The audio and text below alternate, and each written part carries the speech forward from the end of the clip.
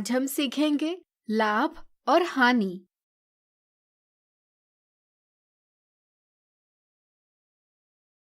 रोहित ने 90 रुपए की एक गेंद खरीदी। वह मूल्य जिस पर कोई वस्तु खरीदी जाती है उसे हम क्रय मूल्य यानी कॉस्ट प्राइस कहते हैं, जिसे हम संक्षेप में सीपी से निरूपित करते हैं।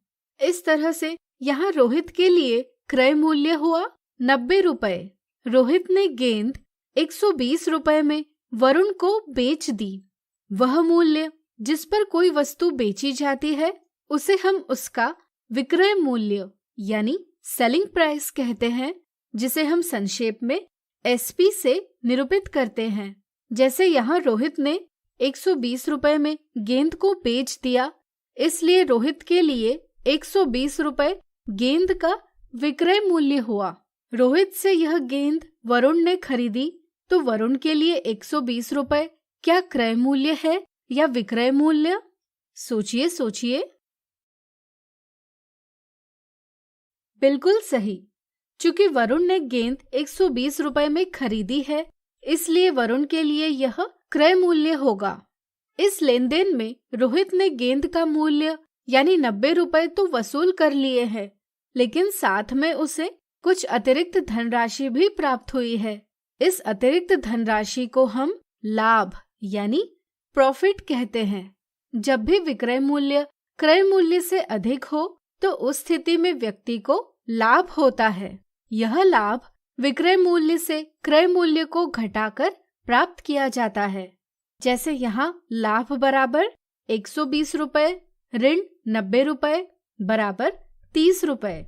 यहाँ इसका अर्थ है रोहित ने 90 रुपए खर्च किए जिस पर उसे 30 रुपए का लाभ हुआ। यहाँ 90 रुपए क्रय मूल्य पर 30 रुपए का लाभ है, यानी कि 1 रुपए क्रय मूल्य पर 30/90 का लाभ होगा, यानी कि 1/3 रुपए का।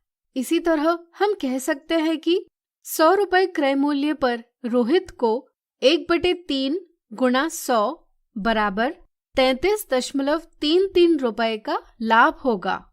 प्रति 100 रुपए के क्रय मूल्य पर प्राप्त लाभ को हम लाभ प्रतिशत कहते हैं, यानी कि इस लेन देन में रोहित को 33.33% का लाभ होगा। लाभ प्रतिशत हमेशा क्रय मूल्य पर प्राप्त होता है, इसलिए क्रय मूल्य को आधार लेकर हम लाभ प्रतिशत के लिए सूत्र लिखते हैं। लाभ प्रतिशत बराबर लाभ बटे क्रय मूल्य गुणा 100%। अब चलिए लेन देन की एक दूसरी स्थिति देखें। मान लीजिए रोहित ने 90 रुपए में वस्तु खरीद तो ली, लेकिन कुछ कारणवश उसे वह वस्तु 54 रुपए में बेचनी पड़ी। इस तरह से यहाँ क्रय मूल्य है 90 रुपए और विक्रय मूल्य है 54 रुपए। अब जरा सोचिए, क्या इस स्थिति में रोहित को लाभ होगा? सोचिए सोचिए। बिल्कुल नहीं, चूंकि इस लेन देन में वस्तु का क्रय मूल्य भी पूरी तरह से वसूल नहीं हुआ है, इसलिए यहाँ रोहित को लाभ नहीं होगा बल्कि हानि यानी लॉस होगी। जब विक्रय मूल्य क्रय मूल्य से कम हो तो उस लेन देन में हानि होती है। यह हानि क्रय मूल्य से विक्रय मूल्य को घटाकर प्राप्त की जाती है। अब जरा सोचिए, हम हानि प्रतिशत कैसे प्राप्त कर सकते हैं? सोचिए सोचिए।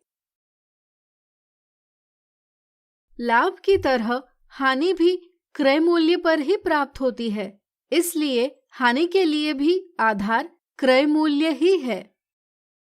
इस समझ से हानि प्रतिशत के लिए हम सूत्र लिखते हैं। हानि प्रतिशत बराबर हानि बटे क्रय मूल्य गुणा 100%।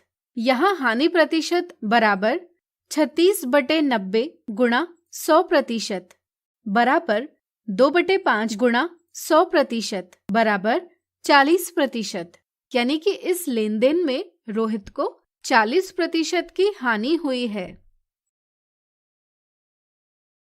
तो आज हमने सीखा लाभ और हानि। अगले वीडियो में इनसे जुड़े कुछ मजेदार उदाहरण देखेंगे।